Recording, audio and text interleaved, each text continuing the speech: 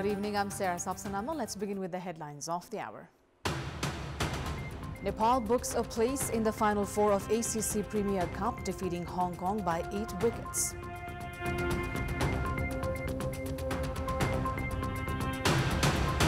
The Nagdhunga Sisne Khola main tunnel achieves a breakthrough in presence of Prime Minister Pushpa Kamal Dahal. Project team says 1 more year before it begins operation. 2 candidates from Nagarik Unmukti stake their claim for Chief Minister post in Sudur Paschim. Province Chief seeks for legal considerations. And Delhi court extends Chief Minister Arvind Kejriwal's judicial custody till April 23rd. Supreme Court seeks for response from Enforcement Directorate.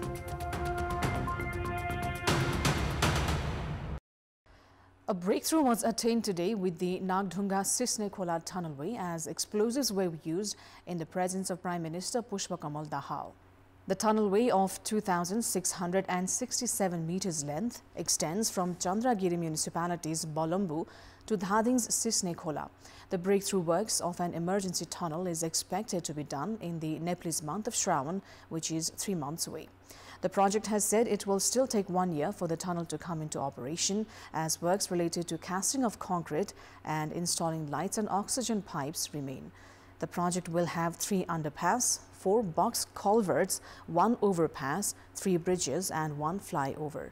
Based on the initial agreement, the project had to complete this time last year.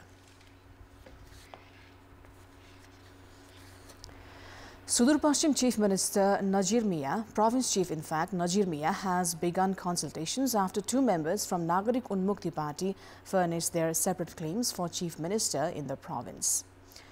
Lakshman Kishore Chaudhary and Kailash Chaudhary, both from Nagarik Unmukti Party, furnished their separate claims for Sudur Paschim Chief Minister yesterday. With 2 members from a single party furnishing their claims, Sudur Paschim Governor Nazir Mia has begun consultations with constitution experts. Lakshman Kishore Chaudhary is supported by Nagarik Unmukti Party founder Resham Chaudhary, while Kailash Chaudhary is supported by party chair Ranjita Shrestha. Out of the 7 Sudur Paschim Province Assembly members, 5 are with Resham's faction and 2 are with Ranjita's faction.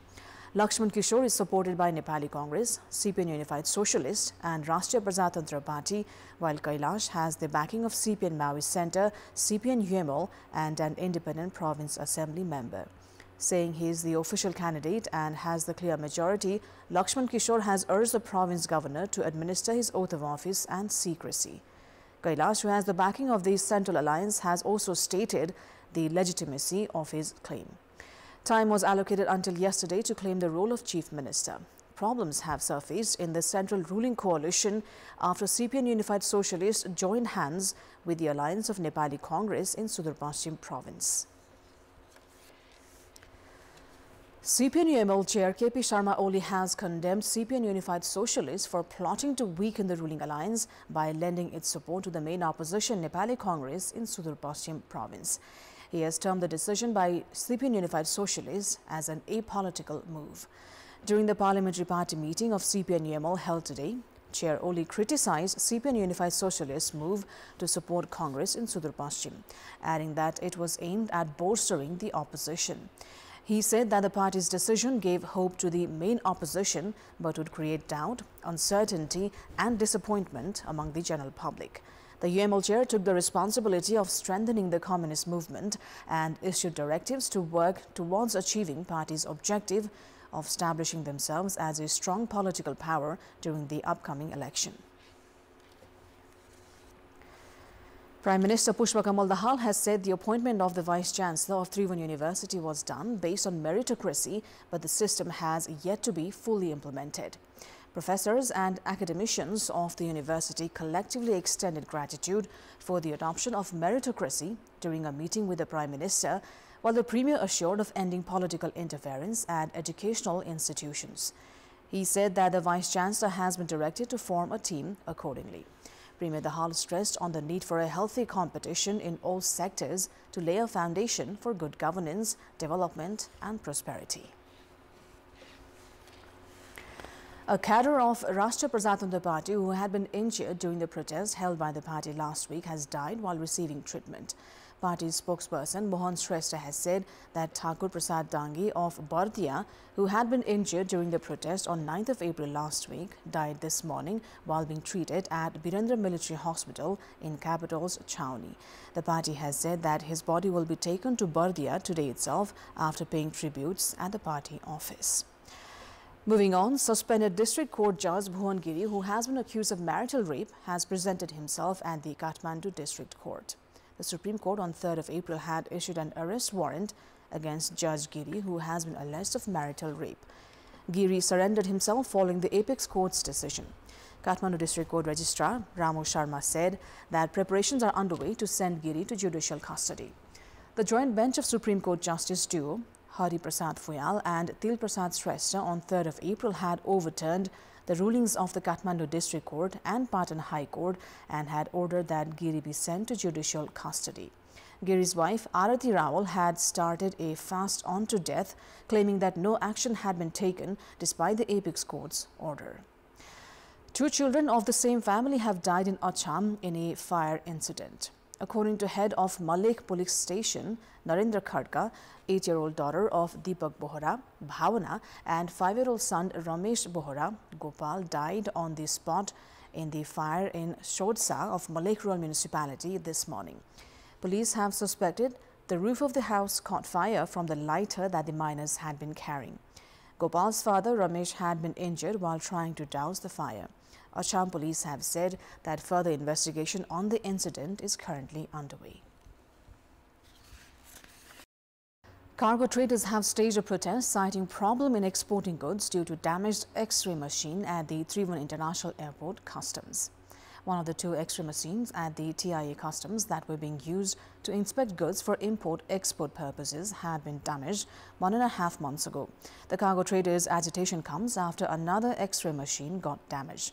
They say due to inoperational state of the machines, risk of import and export of illegal goods had increased. The goods stored at the warehouse of Nepal Transit and Warehousing Company Limited are exported only after inspection. It is time now for our segment Public Pulse, where you text us with your opinion. The question is, what should be done to include children in the school admission campaign who have been deprived of education? Your options are A, raise awareness of guardians, B, active involvement of local levels, and C, financial assistance.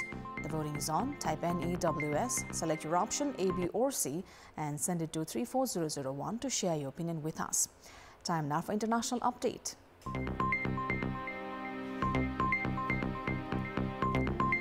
Delhi court has extended the judicial custody of Chief Minister Arvind Kejriwal till April 23rd in connection with the excise policy case.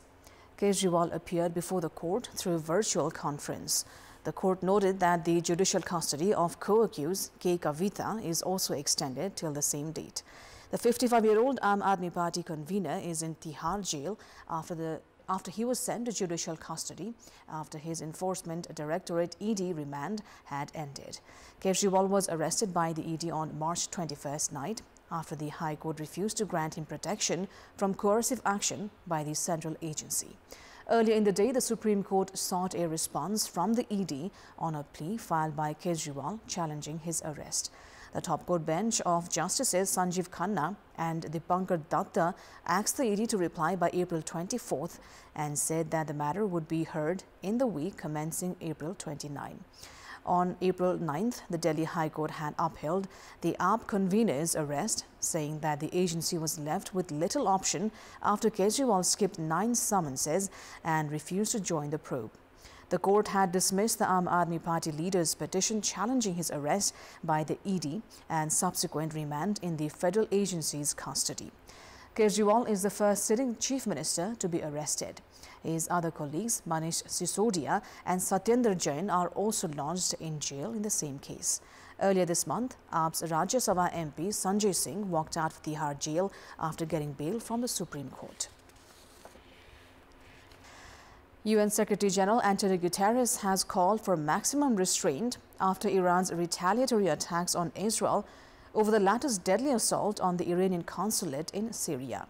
Guterres addressed an emergency meeting of the Security Council, saying that the Middle East is on the verge of a crisis with the people in the region facing a genuine threat of a devastating full-scale conflict. He emphasized the importance of diffusing tensions and de-escalating the situation, urging all parties involved to exercise maximum restraint.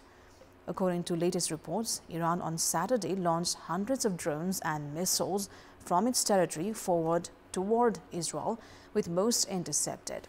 Several missiles reportedly struck within Israeli territory, one which damaged an Israeli military facility in the south of the country. Overall, a few civilians were injured. Iran's permanent representative to the UN, Amir Saeed Iravani, in a letter to the President of the Security Council, stated that Iran's action was taken in response to the Israeli recurring military aggressions, particularly its armed attack on 1st of April 2024 against Iranian diplomatic premises in Damascus. Guterres reminded all member states that the UN Charter prohibits the use of force against the territorial integrity or political independence of any state, and that the principle of inviolability of diplomatic and consular premises and personnel must be respected in all cases in accordance with international law. China's foreign ministry has said that an emergency response has been activated following a knife attack that killed a Chinese citizen and injured another at a Sydney mall in Australia on Saturday. The man who fatally stabbed 6 people at a mall in Sydney's beachside suburb of Bondi seems to have targeted women, police said, as the attacker's father opened up about his son's long history of mental illness and frustrations with women. 5 of the 6 people he killed were women, as were the majority of the 12 injured. Chinese state TV reported yesterday that one Chinese citizen was among those who had died in the attack without revealing the identity of the victim, adding that another Chinese citizen was injured. That is all for the moment. Thank you for watching. We will now take you back to the live coverage of the match between Kuwait and Bahrain under the ACC Men's Premier Cup.